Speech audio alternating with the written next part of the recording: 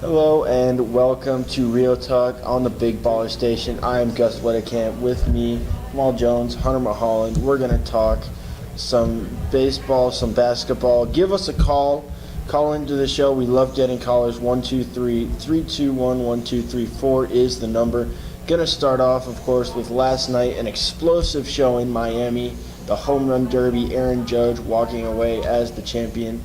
Hunter, what did you think? And what were your takeaways? I thought Aaron Judge was amazing, but as the home run derby mostly does, normally the winner does screw up his swing a little bit. So I'm interested on seeing what Judge does in the next half of the season, because not everybody is able to bounce back from a home run derby and fix their swing to where they're still just hitting the ball for contact, not trying to kill it every single time.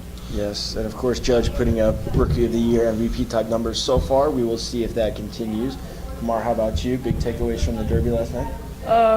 Baseball is not really my sport, but that was really interesting. It got me interested a little bit more. That was really fun to watch, and they made a good show.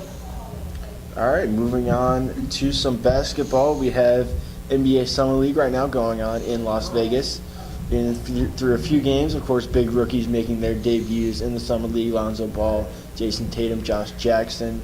Hunter, what is your biggest takeaway so far from the Summer League action? That Jason Tatum is going to be a tank. He's putting up really, really good numbers this year, in the Summer League at least. With trading away Avery Bradley, that could give him a spot to start. So we'll see what happens with the Celtics. Yeah, I agree with that. If you watch him play, he has a great all-around game.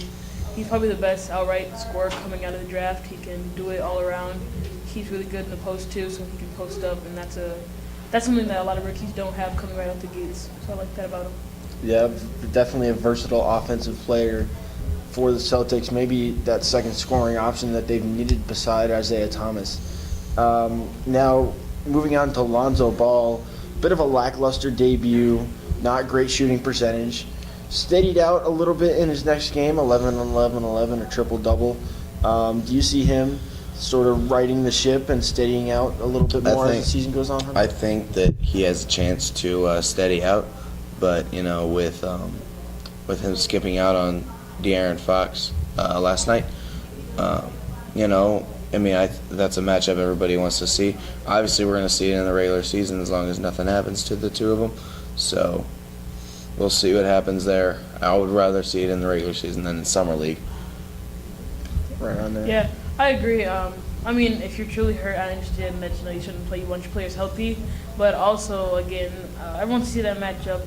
I know he set out for the best because if he was feeling good, that's his right, and so I just look forward to seeing them play in the regular season against each other. Okay, and then moving on to NBA free agency. Boy, NBA season just does never seem to end. We've got big moves all over. We've had trades. We've had free agent signings. Hunter, what move did you have your eye on here as something that could potentially shake up the league?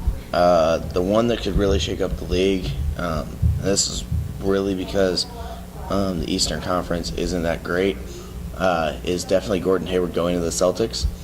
I think that will hopefully, for the Celtics, that would secure them as the number one seed again after trading Avery Bradley. So you could secure it, but then again, you got LeBron in your conference, so coming into the playoffs, LeBron turns into a different player. So yeah, I kind of agree with that, but also in my opinion, if you look at the Timberwolves, they've made some big moves, and obviously adding Jimmy Butler, that's already a big move by itself. But then when they added Jamal Crawford, that's also another big move because now they have a shooting guard and small forward, and they still have a point guard. So I think that if you look at it, Jamal Crawford, I know he was a six-man, but any other team he could start. He's still a very great player, has some years left in him, so looking forward to seeing that team go. Yep, the T-Wolves making moves in the Western Conference. That will do it for us here on Real Talk. Thank you for listening. For my co-hosts, Kamal Jones, Hunter Mulholland, I'm Gus Wedekamp. We will see you next time.